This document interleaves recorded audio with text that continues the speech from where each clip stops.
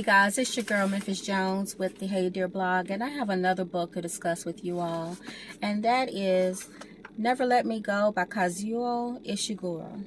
This book, it took a lot out of me to make it through this book. I tried to finish it in just the physical form. I ended up switching over to audio, and you may be looking at it going, dang girl, you really tabbed this book up. No, I didn't. I purchased this book from the thrift store for $1.29, and it was already annotated. That's what made me want to read it, because I wanted to see what was being said here. I think this book ended up being like a buddy read with several readers using the same book. That may be how this ended up being so heavily tabbed up. This story is, when you start off, it's kind of slow. You think you're following some kids going through a boarding school, and technically you are, but there is a purpose to this boarding school that is unstated till toward the end, when these students are adults and they're looking back on where they lived, what school they came out of, things of that nature. There is a caregiver concept here.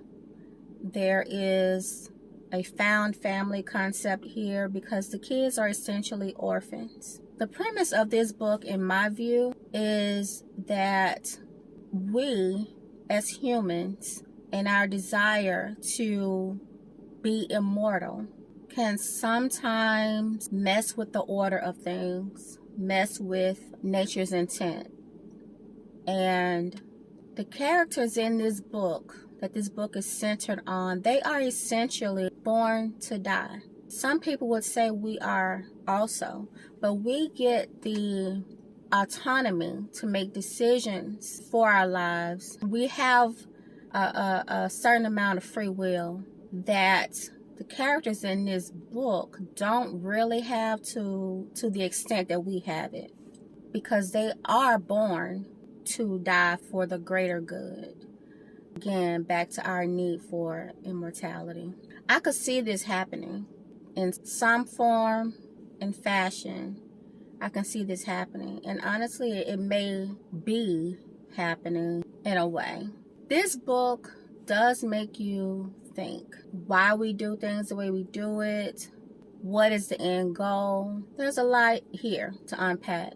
But at the end of the day, while yes, we are all here for a short time, and we don't know when that time is up, some people do know. And they're living every day, every moment to its fullest extent because of that. That is what I take away from this book.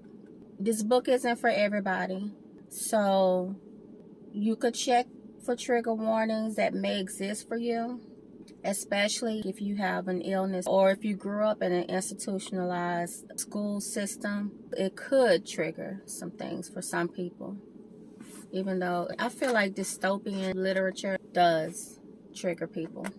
But that's Never Let Me Go. Again, it's not for everybody, and I don't know that it was for me, but I didn't DNF it. I made my way through it, and I feel like I was picking up what it was putting down.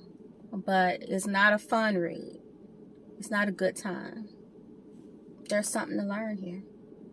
There's something to consider, because it could happen.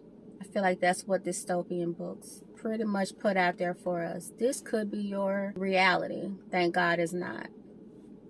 So anyway, Never Let Me Go by Kazuo Ishiguro. I'll probably destroy in that name, but I don't know how many books by this author that I would read if they're all gonna be deep like this one.